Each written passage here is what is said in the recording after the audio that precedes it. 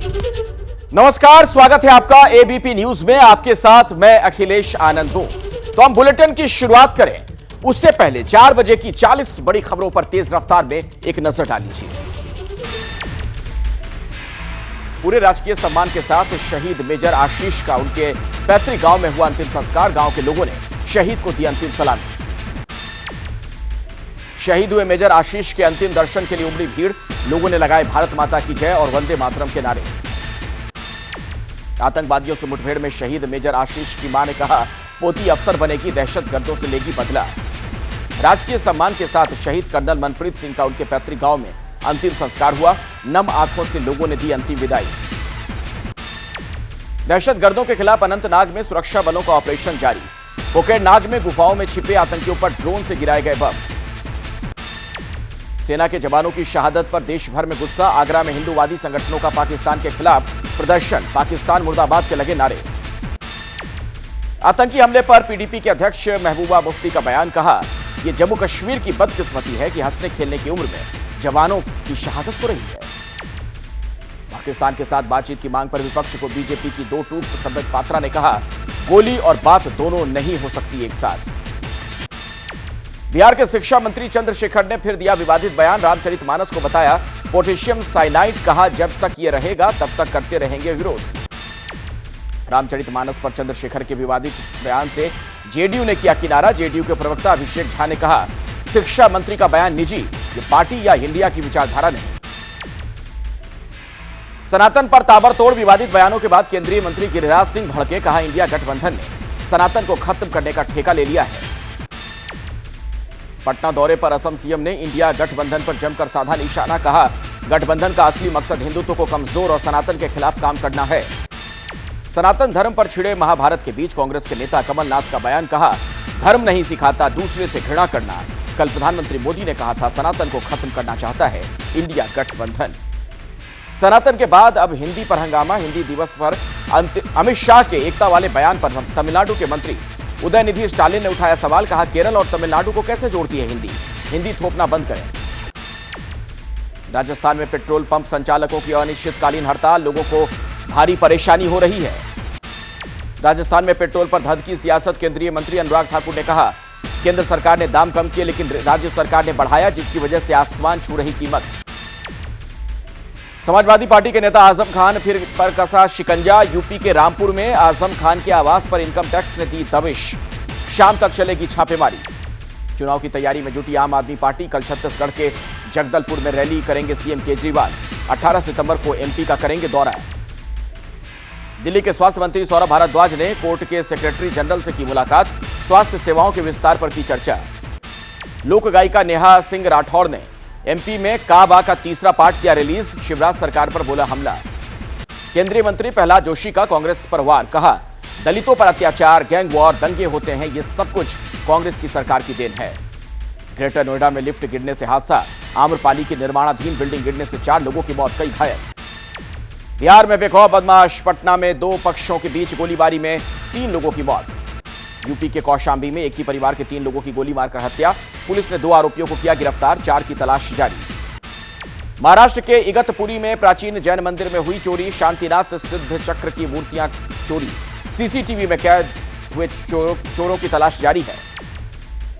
उत्तराखंड के हरिद्वार में भारी बारिश से उफान पर नदी। नदी में फंसी बस का पुलिस ने किया रेस्क्यू। 53 यात्रियों की जान बचाई गई। उत्तराखंड के मसूरी में प्राधिकरण की कार्रवाई। 3 मंजिला इमारत के करीब 40 अवैध फ्लैट सील किए गए। आंध्र प्रदेश के अन्नमैया में दर्दनाक सड़क हादसा। लॉरी और जीप में हुई टक्कर, 5 लोगों की मौत। शिमला में सड़क हादसा। कार से टकराकर सड़क से नीचे लुढ़का ऑटो, 3 लोग जख्मी। सीसीटीवी में कैद हुआ हादसा। यूपी के नोएडा में शॉर्ट सर्किट से फैक्ट्री में लगी आग। फायर ब्रिगेड ने आग पर काबू पा लिया है। गाजियाबाद में चंद घंटे की बारिश ने खोल दी दाबों की पोल। सड़कों पर जल जमाव की वजह से जगह जगह फंसी गाड़ियां, लोगों को परेशानी। बिहार के मुजफ्फरपुर नाव हादसे में अभी 10 लोग लापता। हादसे के वक्त नाव में सवार थे करीब 30 लोग। छत्तीसगढ़ के में जल प्रलय की स्थिति है। बारिश बनी आम लोगों के लिए आफत। आम जनजीवन हुआ अस्त व्यस्त। 2 दिन से लगातार बारिश हो रही है। यूपी के बाराबंकी में मूसलाधार बारिश से शहर में बाढ़ जैसे हालात। दवा गोदाम में भरा पानी, लाखों रुपए की दवा बर्बाद। उत्तर प्रदेश के रामपुर में बारिश से जगह जगह जलभराव। रामपुर का मनोरंजन पार्क बारिश से हुआ बर्बाद। यूपी के बिजनौर में मूसलाधार बारिश ने मचाई तबाही, तेज बहाव के बीच फंसी बस, सभी यात्रियों को सुरक्षित बाहर निकाला गया। गुजरात के गांधीनगर में सैंड आर्टिस्ट ने बनाई प्रधानमंत्री मोदी की कलाकृति, वीडियो हो रहा है वायरल।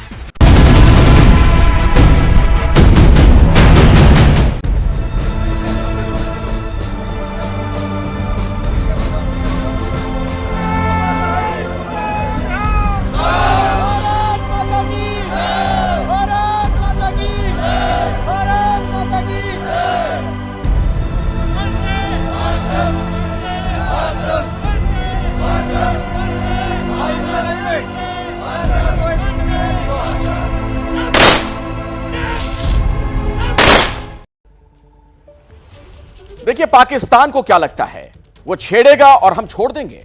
दो स्ट्राइक के बाद भी अगर पाकिस्तान की अक्ल ठिकाने नहीं आई तो इस बार जरूर आ जाएगी, क्योंकि सबूत साफ इशारा कर रहे हैं कि अनंतनाग में जो कुछ भी हुआ वो सब पाकिस्तानी सेना के इशारे पर हुआ। कहां मीटिंग हुई, कहां सेटिंग हुई, कैसे आतंकी चुने गए, कैसे हमला प्लान किया गया, आज सब पर हमारी नजर बनी हुई है। और आज हम आपको बताएंगे कि अनंतनाग अटैक एक सोची समझी साजिश है। साजिश में पाकिस्तान की सेना डायरेक्ट शामिल है, इसके भी सबूत सामने आ चुके हैं। पाकिस्तान ने आतंकी भेजे हैं तो हिंदुस्तान आरती तो उतारेगा नहीं, अंजाम मालूम है, लिहाजा पाकिस्तान में दहशत बढ़ चुकी है। हिंद की सेना ने पूरी तैयारी कर ली है, जो कि पाकिस्तान पर बहुत भारी पड़ने वाली है। और हमारे साथ पाकिस्तान को पूरी तरीके से बेनकाब करने के लिए हमारे तमाम सहयोगी जुड़ रहे हैं, जो पड़ोसी मुल्क का नब्ज जानते हैं।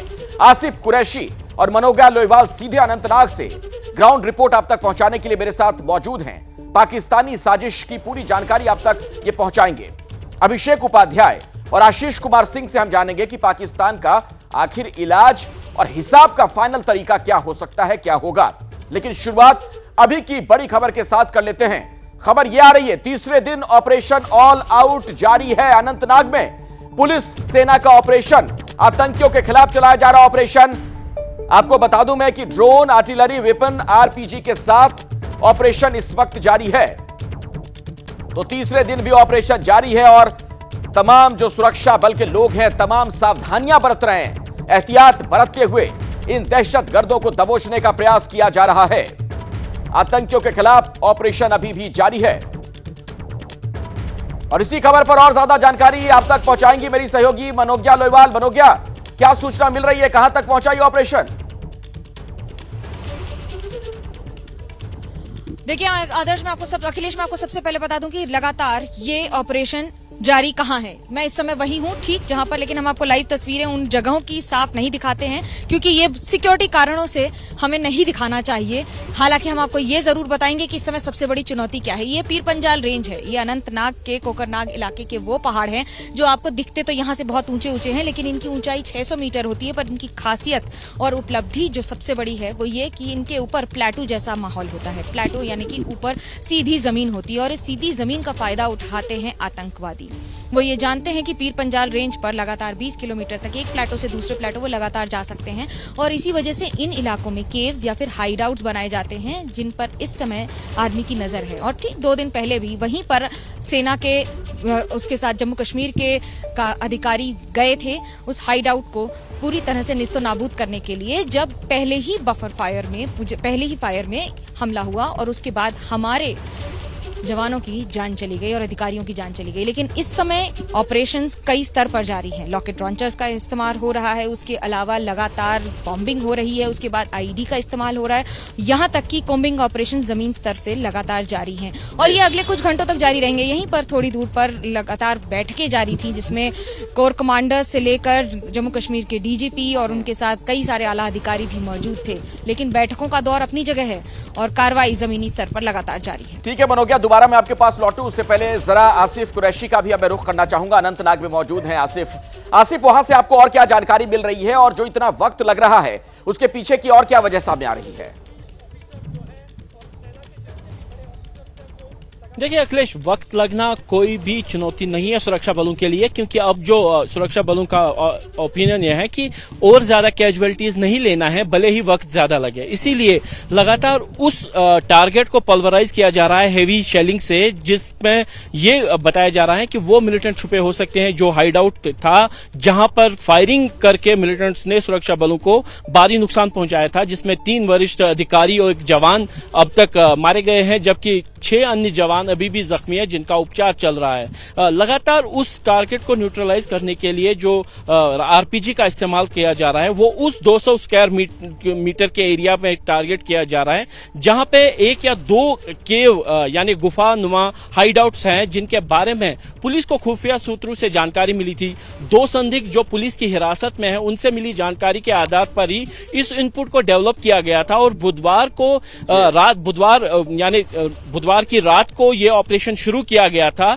जब ये ऑपरेशन पहले ही चरण में था, जब ये सुनिश्चित करने की कोशिश हो रही थी सुरक्षा बलों की तरफ से कि ये हाइड आउट कहां पे हैं, अंदर छुपे मिलिटेंट्स हाइड आउट से बाहर आकर फायरिंग करते हैं जिसमें सुरक्षा बलों को नुकसान होता है। लेकिन उसके बाद से लगातार इस पूरे एरिया की घेराबंदी कर दी गई है और पुलिस का यह दावा है कि 2 मिलिटेंट जिन्होंने फायरिंग की थी, जिनमें एक स्थानीय मिलिटेंट उजैर खान है और उसके साथ एक विदेशी मिलिटेंट है, वो अभी भी इसी एरिया में फंसे हैं, क्योंकि पहाड़ी के ऊपर से जाने का कोई रास्ता नहीं है। अगर उनको निकलना है तो सामने यानी गांव के बीच में से, गडोल गांव के बीच में से या आसपास के इलाकों से ही निकलना होगा और यहां से निकलने की कोई भी संभावना नहीं थी। इसीलिए ऑपरेशन के लिए जो फूक फूक के कदम रखा जा रहा है, हेवी आर्टिलरी से टारगेट को निशाना करके, उसके बाद जो पैदल सेना है वो आगे बढ़ के कॉम्बिंग ऑपरेशन यानी सर्च ऑपरेशन करती है कि पूरे इलाके को वो साफ हो गया है। जी जी आसिफ, अब जरा मैं दर्शकों को बताना चाहूंगा कि पाकिस्तान कनेक्शन कैसे सामने आ रहा है।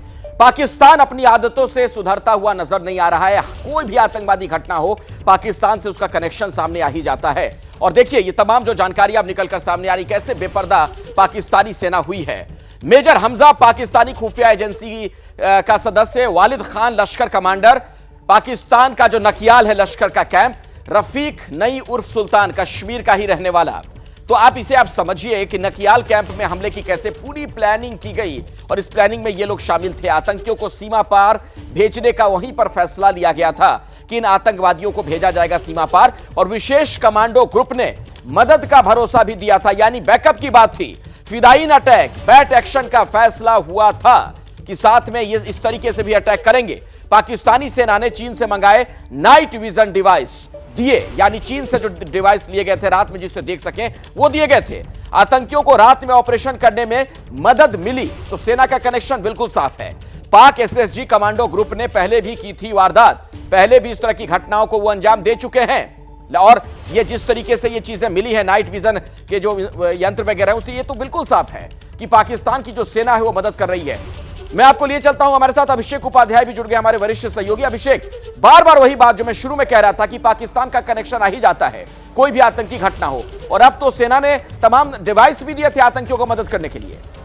देखिए इसमें कोई दो राय नहीं है, जो इंटेलिजेंस हैं वो इस बात की पूरी तरह पुष्टि करती हैं कि एक तरह का ट्रैप ऑपरेशन था और इसके जो 20 की कड़ियां थी वो भी आइडेंटिफाई हो चुकी हैं। और इस समय जो गवर्नमेंट की लेवल पर मैं आपको बताऊं, गवर्नमेंट के लेवल पर ये हाई स्केल एक ऑपरेशन है और इस हाई स्केल ऑपरेशन का दायरा जो है वो और भी बढ़ाया जाएगा। अभी वहां पर हेरान ड्रोन से लेकर के क्वाडकॉप्टर, तमाम सारे तरीकों से उन लोगों को पिन पॉइंट किया जा रहा है, अभी जो आसिफ बता रहे थे। और ये जो आतंकी है, जो उजैर खान है, चूंकि ये वहीं का नगाम का रहने वाला है, उसी ये कोकारनाक का जो इलाका है, इसलिए वहां की जो पूरी डेमोग्राफी उससे अच्छी तरह से वाकिफ है, इसलिए उसको ट्रैक करना एक बड़ा चैलेंज है। लेकिन बड़ी बात यह है कि हमारी जानकारी ये कहती है कि ये एक ऐसा नहीं होगा कि ये ऑपरेशन कोई आइसोलेशन में चल रहा है।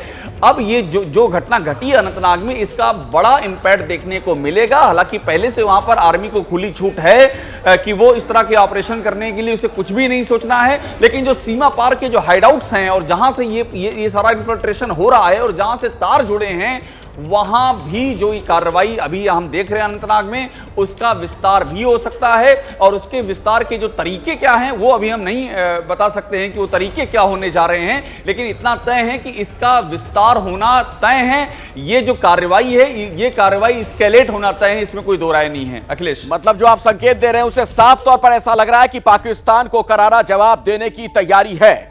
अब अपने दहशतगर्द और किस तरीके से अब वहां पर दहशतगर्द काम करते हैं वो भी मैं अपने दर्शकों को बताना चाहूंगा। एक एक करके पूरी जानकारी आपके सामने, कितने सक्रिय आतंकवादी वहां पर हैं, कहां पर हैं, जम्मू कश्मीर में दहशत के कितने संगठन, पहले उस पर नजर डालिए। लश्कर-ए-तैयबा सक्रिय है, हिजबुल मुजाहिदीन, जैश-ए-मोहम्मद, इनके जो दहशतगर्द हैं वो इन इलाकों में बहुत ज्यादा एक्टिव रहते हैं। कहां पर एक्टिव रहते हैं उनके बारे में क्या सूचना है वो भी आपके सामने। सक्रिय आतंकियों की संख्या फिलहाल 81 बताई जा रही है।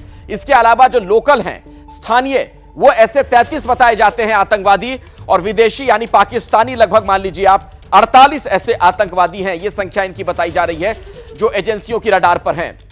तो कहां कितने आतंकी हैं वो भी आप जरा जान लीजिए। दक्षिणी कश्मीर की बात की जाए जो कि सबसे ज्यादा आतंकवाद से वहां प्रभावित है, 56, उत्तर कश्मीर में 16 और सेंट्रल कश्मीर की बात की जाए तो यहां पर 9 आतंकियों के होने की सूचना है। और किस संगठन के कितने आतंकी हैं वो भी आप जरा समझिए। अलग अलग जो सूचनाएं हमें मिल रही हैं, लश्कर-ए-तैयबा के करीब 48 आतंकवादी बताए जाते हैं अभी। हिजबुल मुजाहिदीन की बात की जाए तो 19 आतंकवादी और जैश-ए-मोहम्मद के 12 दहशतगर्द।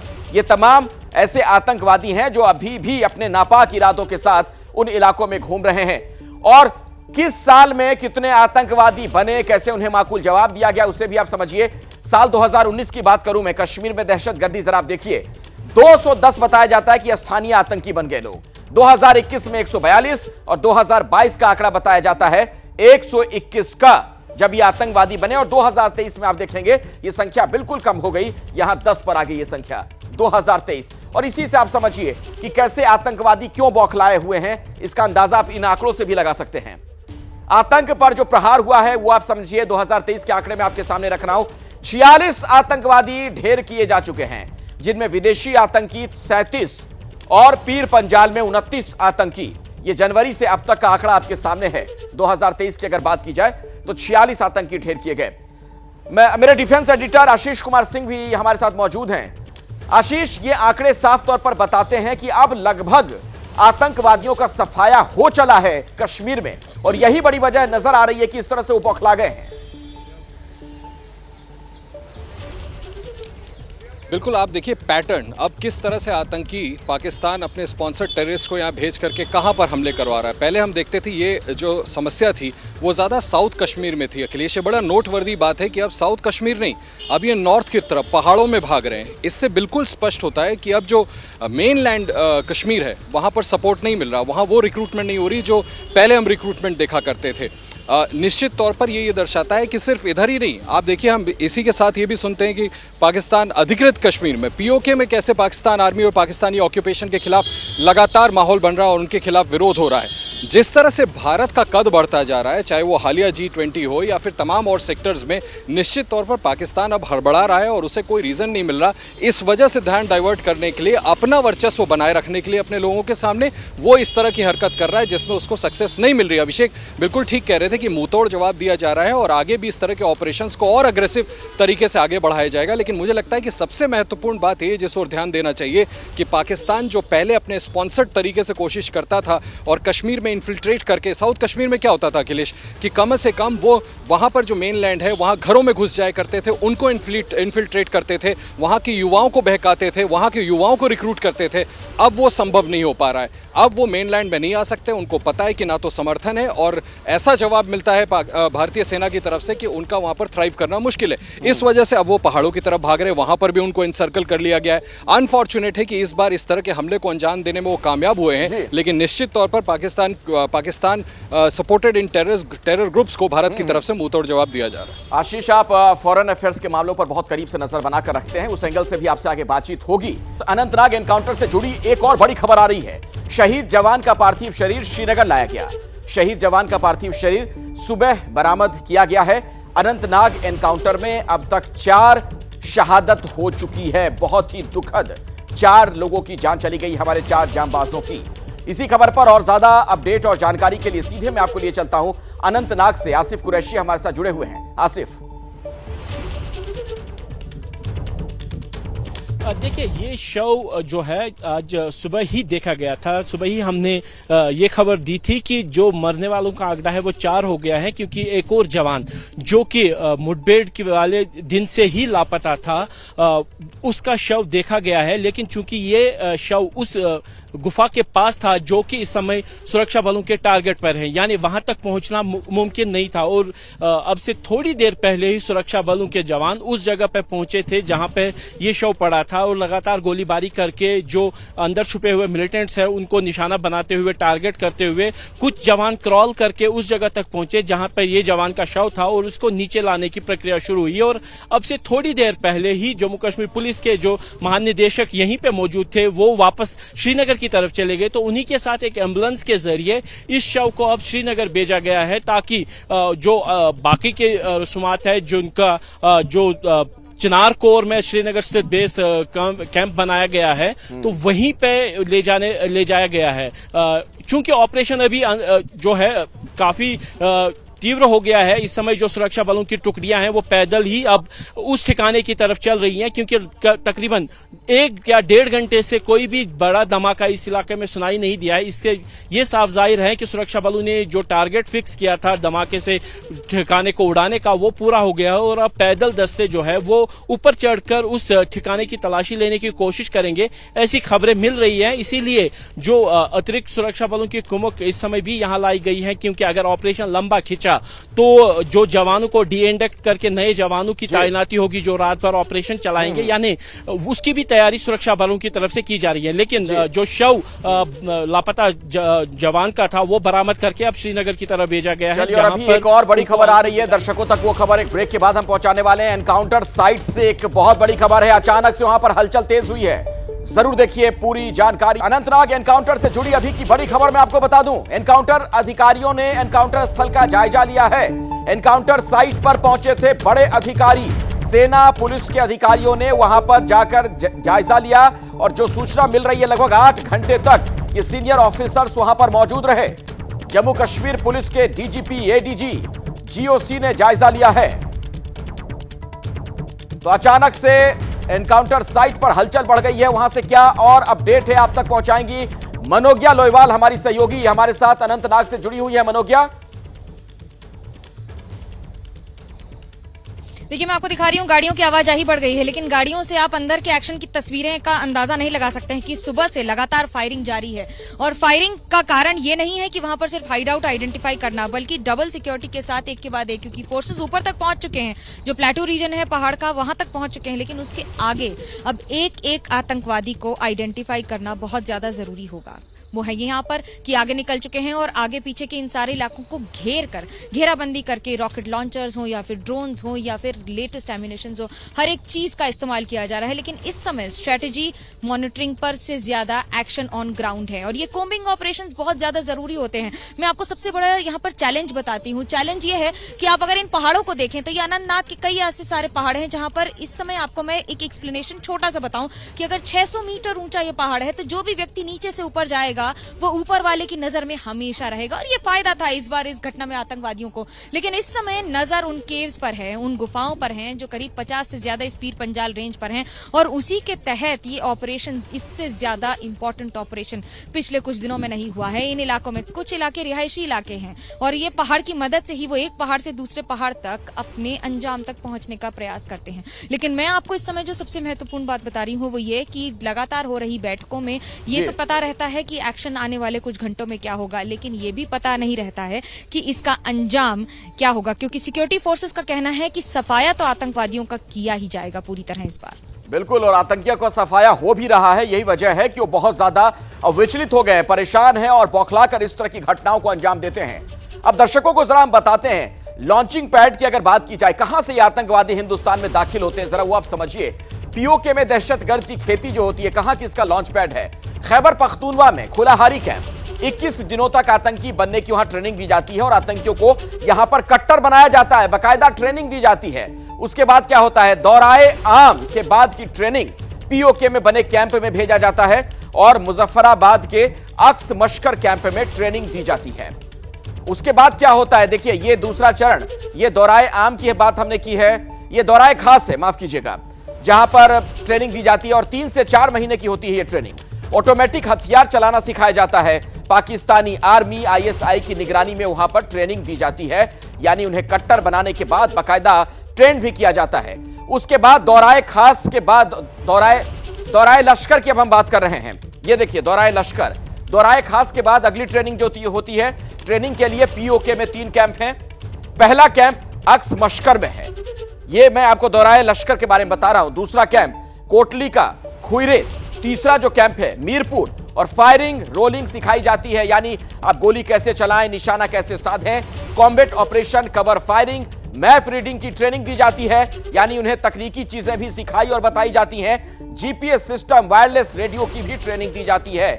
यानी एक आतंकवादी जब इन चरणों से गुजरता है, उसके बाद वो एक खूंखार दहशतगर्द बन जाता है, पूरी तरीके से स्किल्ड और ट्रेंड। मैं आपको लिए चलता हूं अभिषेक उपाध्याय के पास, हमारे वरिष्ठ सहयोगी न्यूज रूम से जुड़े हुए हैं। अभिषेक, ये जो लॉन्चिंग पैड नजर आ रहे हैं, ऐसा लगता है कि एक बार फिर से सर्जिकल स्ट्राइक की जरूरत हो गई है क्या? देखिए, ये जो जितने आप जानकारी दे रहे हैं, ये जानकारी बाकायदा हम ये कह सकते हैं कि ऑफिशियल जानकारी है। ये भारत की संसद में बताया जा चुका है, गृह मंत्रालय से बाकायदा जानकारी दी गई है कि किस तरह से लॉन्चिंग पैड यहाँ पर काम कर रहे हैं। और सबसे अहम बात यह है कि इनकी जानकारी भारत से लेकर के अमेरिका तक है।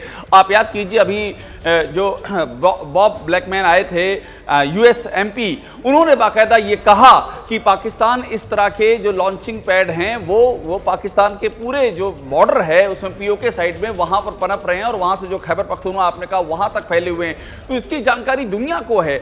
अब जब इसकी जानकारी है तो आप ये मान के चलिए कि जानकारी का मतलब है कि फौज अलर्ट है, वो फौज के प्लान का हिस्सा है, और उसको किस तरह से एग्जीक्यूट करना है वो उनको बेहतर पता है। वो पहले भी कर चुके हैं, वो आगे भी कर रहे हैं। और मैं एक बात आपको और बताऊं, एक अहम जानकारी ये है कि पहले की तुलना में ये जो सीमा से सटा हुआ इलाका है, वहां पर इनके ये लॉन्चिंग पैड वहां कम हुए हैं, और उन्होंने उसको शिफ्ट किए। जो अभी खैबर पख्तूनख्वा आप कह रहे थे, उनको नॉर्थ वेस्टर्न जो प्रोविंस है, उन जगहों पर शिफ्ट किया गया है, क्योंकि यहां पर टारगेट जो है वो रडार में रहते हैं भारतीय एजेंसियों के। तो नए नए तरीके इख्तियार किए जा रहे हैं, नए नाम बदले जा रहे हैं, लोकेशन चेंज की जा रही है, लेकिन इन सबके बावजूद उन पर नजर है, वो एजेंसियों की जानकारी में है, और उसके लिए पूरा जो एक प्लान है वो प्लान भी एग्जीक्यूट किया जा रहा है। बिल्कुल अभिषेक, लेकिन अब ऐसा वक्त आ चुका है, अब वो वक्त आ चुका है कि आतंकियों को माकूल जवाब दिया जाए। ऐसा मैं क्यों कह रहा हूं, जरा आप इन आंकड़ों पर नजर डालिए, जो जानकारी मैं आपके सामने एक एक करके रखूंगा। आतंक के खिलाफ जवाबी कार्रवाई, उरी हमला 16 सितंबर 2016, शहादत तब हुई थी, 18 जवान हमारे शहीद हो गए थे और बदला लिया गया। 11 दिन के बाद सर्जिकल स्ट्राइक हुई थी, और किस तरीके से जवाब तब दिया गया था आप सभी को पता है। राजौरी हमला होता है 13 जनवरी 2018, एक जवान की शहादत होती है, बदला लिया जाता है, 7 पाकिस्तानी सैनिक ढेर कर दिए गए थे।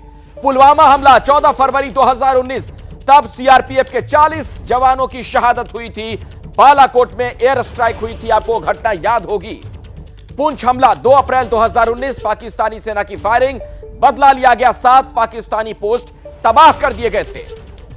तंगधार हमला अक्टूबर 2019 की घटना, शहादत, सेना के 3 जवान तब शहीद हुए थे, और पाकिस्तानी सेना के 3 कैंप तब तबाह किए गए थे। इस तरीके से बदला लिया गया था। यह तंगधार हमले की बात हमने आपके सामने की थी। अब आप समझिए कि क्यों यही वक्त है पाकिस्तान को सबक सिखाने का। राजनीतिक अस्थिरता के भंवर में है पाकिस्तान में गृह युद्ध जैसे हालात हैं। महंगाई से पाकिस्तान की आवाम में अपने हुक्मरानों के खिलाफ भी गुस्सा है। राजनीतिक लड़ाई से भी पाकिस्तानी सेना के खिलाफ बहुत ज्यादा आक्रोश है। आर्थिक संकट से जूझ रहा है पाकिस्तान, युद्ध लड़ने की हालत में नजर नहीं आता। कूटनीतिक तौर पर भारत काफी मजबूत है, कोई भी देश पाकिस्तान के साथ अभी खड़ा होता हुआ नहीं दिख रहा है। तालिबान, टीटीपी, इन तमाम की बात की जाए। अब मैं आपको इस खबर पर कुछ और जानकारी देना चाहता हूं। देखिए, महंगाई से भी पाकिस्तान की आवाम में गुस्सा है, पाकिस्तान में गृह युद्ध जैसे हालात हैं।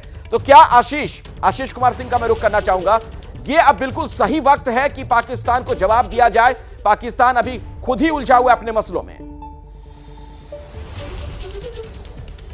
देखिए, पाकिस्तान तो ऑलरेडी बहुत आइसोलेटेड है, और निश्चित तौर पर बिल्कुल माकूल समय है जब इतनी हिमाकत की है पाकिस्तान समर्थक टेररिस्ट ग्रुप्स ने। ऑब्वियस सी बात है कि इसमें पाकिस्तानी एजेंसीज, पाकिस्तान आर्मी सीधे तौर पर इन्वॉल्व है। This has to be avenged, इसका बदला तो लिया जाएगा। इतनी आसानी से प्रधानमंत्री ने खुद कहा था, अखिलेश आप तमाम बयान बता रहे थे, प्रधानमंत्री ने कहा था भारत बदल गया, अब हम घुस के मारेंगे। तो ये तो एवेंज किया जाएगा, इसका बदला तो लिया जाएगा, यूं ही नहीं छोड़ेगा भारत।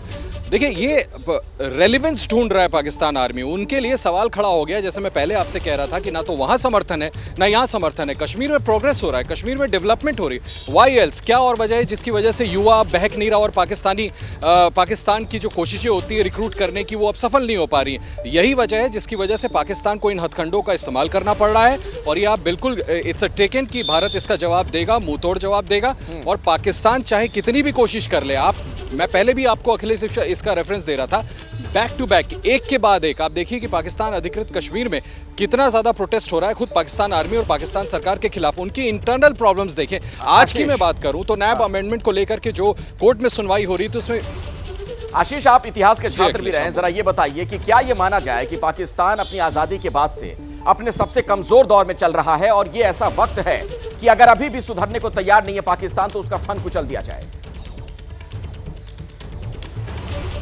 देखिए पाकिस्तान तो कभी नहीं सुधरा था अखिलेश, आप खुद भी ऑब्जर्व करते आए हैं। पाकिस्तान में कभी भी पाकिस्तान सेना की जब तक हुकूमत रहेगी, जो कि अनंत काल से चली आ रही है, तब तक वो कभी डेमोक्रेसी को थ्राइव नहीं होने देते। आज की जो मैं जिक्र कर रहा था, आज भी देखें किस तरह से कॉन्स्पिरेसीज की जाती हैं। हम और आप एक्सपेक्ट कर रहे थे कि अगर जरा भी अकल आई होगी तो कम से कम तुरंत चुनाव होने देंगे। आज ये आर्गुमेंट है कोर्ट के वर्डिक्ट के बाद कि अब इनऑर्डिनेट डिले हो जाएगा। तो पाकिस्तानी सेना एक ऐसी लुम्पेन एलिमेंट है, वहाँ की एजेंसीज इस तरह की हरकत करती हैं कि वो खुद ही अपने देश की सरकार को डिस्टेबल करके रखती है, जिसका नतीजा ये होता है कि वहाँ की इकॉनमी एकदम चरमरा जाती है और उसके बाद उनको इस तरह के हथकंडे अपनाने पड़ते हैं कि किसी तरह से अपनी पॉपुलैरिटी को बचा के रखने, अपने रेलेवेंस को बचा के रखने के लिए कश्मीर में डिस्टर्बेंस फैलाओ, इंडिया में आतंक फैलाओ। अब दुनिया को ये बात बिल्कुल समझ में आती है और बिल्कुल आप ठीक कह रही है, माकूल वक्त है मुंहतोड़ जवाब दिया जाए और पाकिस्तान को पूरी तरह आइसोलेट किया जाए। बिल्कुल। और एक खबर यह भी आ रही है कि तकनीक की मदद भी ली जा रही है आतंकियों को जवाब देने के लिए। ड्रोन के जरिए कैसे आतंकवादियों पर निशाना साधा जा रहा है वो भी हम आपको दिखाने वाले हैं। तो अनंतनाग में सेना का ताबड़तोड़ एक्शन, छिपे हुए आतंकियों पर सेना की बड़ी कार्रवाई हुई है। अभी अभी जो जानकारी हमें मिल रही है, छिपे हुए आतंकियों पर ड्रोन से बम गिराए गए हैं। तो अनंतनाग में सेना का ताबड़तोड़ एक्शन जारी है और ड्रोन की भी मदद दी गई है। आतंकियों पर ड्रोन भी गिराया गया है। छिपे हुए आतंकियों पर सेना की कार्रवाई जारी है, तो ड्रोन की भी मदद ली जा रही है ताकि और ज्यादा नुकसान ना हो। और ड्रोन की मदद से अब इन दहशतगर्दों पर बम भी गिराया जा रहा है। सीधे मैं आपको लिए चलता हूं आसिफ कुरैशी के पास। आसिफ, अब ड्रोन की मदद से वहां पर बम गिराए जाने की सूचना मिल रही है और क्या अपडेट आपके पास है? अखिलेश देखिए, आज सुबह से ही जो है आर्म ड्रोन यानी ऐसे ड्रोन का इस्तेमाल किया गया है जिस पर एक ऐसा हथियार लगाया गया है जिसकी मदद से कुछ बम उस जगह पे गिराया जा सके जहां पे मिलिटेंट्स के छुपे होने की खबर थी। पिछले 3 दिनों से लगातार ड्रोन के जरिए उस हाइड आउट को ढूंढने की कोशिश हो रही थी, क्योंकि उन ड्रोन्स पे सिर्फ कैमरे लगे होते थे जिनको रिमोटली यूज करके मॉनिटर करने की कोशिश होती थी कि ये सुनिश्चित कर सके कि मिलिटेंट किस जगह पे छुपे हैं या फिर उनका ठिकाना किस जगह पे है। और आज जिस ड्रोन का इस्तेमाल किया गया उसमें 38 mm एक रॉकेट प्रोपेल ग्रेनेड जिसे कहे आरपीजी कहे या फिर जो यूबीजीएल ग्रेनेड होता है 38 mm का, वो सिस्टम लगाया गया था जिसकी मदद से कई ग्रेनेड उस जगह पे दागे गए जहां पे ये आशंका थी कि हो सकता है कि मिलिटेंट छुपा हुआ था, क्योंकि सीधे रॉकेट लॉन्चर की मदद से उस जगह को निशाना नहीं बनाया जा सकता था। इसीलिए सेना ने ऐसे ड्रोन का इस्तेमाल किया। हालांकि ये इसमें कोई बड़ा प्रेडेटर ड्रोन यानी जिसे हेरोन ड्रोन कहते हैं जिसपे मिसाइल लगे होते हैं उसका इस्तेमाल इस जगह पे नहीं किया गया, क्योंकि जिस जगह एनकाउंटर हो रहा है उससे महज 300 से 500 मीटर की दूरी पर ही गडोल का गांव बसा है जहां पे अभी भी सिविलियंस मौजूद है। इसीलिए इस तरीके का ड्रोन का इस्तेमाल नहीं किया गया, केवल ऐसे क्वाडकॉप्टर का इस्तेमाल किया गया जिसमें 38 mm ग्रेनेड लॉन्च करने की जरूरी है कि तमाम एहतियात बरते जाए, पहले ही बहुत ज्यादा नुकसान हो चुका है। अनंतनाग में एनकाउंटर अभी भी जारी है। सीधे मैं आपको लिए चलता हूं, आशीष कुमार सिंह हमारे साथ, हमारे वरिष्ठ सहयोगी लगातार जुड़े हुए हैं। आशीष, एक सवाल यह भी खड़ा हो रहा है, जिस तरीके से G20 का सफल आयोजन हुआ, ग्रैंड सक्सेस आप कह सकते हैं, क्या उससे भी कहीं ना कहीं पाकिस्तान या फिर उसके पाले हुए आतंकवादी बौखलाए हुए हैं? और यह भी एक बड़ी वजह रही जो घटना हमने देखी है। देखिए वो तो पहले ही बिलबिलाए हुए थे, पहले ही कह रहे थे कि आपने कश्मीर में G20 से संबंधित आयोजन कैसे इतना सक्सेसफुली कर लिया। मैं पहले भी अखिलेश आपसे कह रहा था, नॉर्मलसी आई है कश्मीर में, अब लोग उनको कोई भाव नहीं दे रहे हैं। कश्मीर में अब जो युवा है वो विकास की तरफ देख रहा है, G20 में शामिल हो रहा है, उसको सेलिब्रेट कर रहा है। ऐसे में इतना तिल मिला करके बौखलाया हुआ कदम उठाया कि क्योंकि सीज फायर अग्रीमेंट के अडेरेंस की बात दोनों सेनाओं में अभी पालन की जा रही है, तो जिस तरह से वो पीछे से करते हैं, बैकडोर, टेररिस्टों को इन्फिल्ट्रेट करा करके, उस तरह की साजिश रच के भारत के खिलाफ ये हमला करने की कोशिश की है। लेकिन इट्स अ गिवन, आप ये मान के चलिए, मैं फिर से कह रहा हूँ, जो अभिषेक बात शुरू में कह रहे थे, इसका ऐसा जवाब मिलेगा कि वो याद करेंगे कि कहाँ पंगा लेने की कोशिश की है। तो निश्चित तौर पर ये, फिर से मैं आपको बता दूं, पाकिस्तान आर्मी अपनी रेलेवेंस तलाश रही है और ऐसा हरकत अगर वो करते रहेंगे तो भारतीय सेना की तरफ से ऐसे जवाब उनको मिलेंगे जिसके बाद उनका मुंह दिखाना मुश्किल हो जाएगा। अभिषेक, तो क्या यह माना जाए इस बार करारे जवाब की तैयारी है? एकदम फैक्ट है, और मैं वहीं से उठाऊंगा जो अभी एक महत्वपूर्ण बात आशीष ने कही कि जो वहां पर हो रहा है श्रीनगर में, कश्मीर में, जिस तरह से हालात बदल रहे हैं, उससे सबसे अधिक तकलीफ है न सिर्फ आतंकियों को है बल्कि उनके सरपरस्तों को है। और इसीलिए वो चाह रहे हैं कि उस नैरेटिव को बिगाड़ा जाए जो नैरेटिव कश्मीर में स्वतः स्फूर्त दिखाई दे रहा है। और अब जब ये घटना घट गई है तो इसमें दो राय नहीं है कि ना सिर्फ बड़ा जवाब मिलेगा बल्कि जिसे हम कह सकते हैं निर्णायक जवाब। निर्णायक का मतलब यह है कि ऐसी आने वाली 5-6 और कवायद जो करने वाले हो सकते हैं लॉन्चिंग पैड पर बैठे हुए इनके सरबराह, उसके लिए भी उनको सोचना पड़ेगा। इस तरह की तैयारियां की जा रही हैं और जल्दी ही इसके परिणाम भी सामने होंगे। चलिए, अभिषेक उपाध्याय आपका, आशीष आपका और मनोज्ञा, आसिफ कुरैशी आप लोगों का भी बहुत बहुत शुक्रिया हमारे साथ जुड़ने के लिए और दर्शकों तक ये तमाम जानकारियां पहुंचाने के लिए। इस बुलेटिन में फिलहाल इतना ही, लेकिन आगे जरूर देखिएगा हुंकार रोमाना इसार खान के साथ।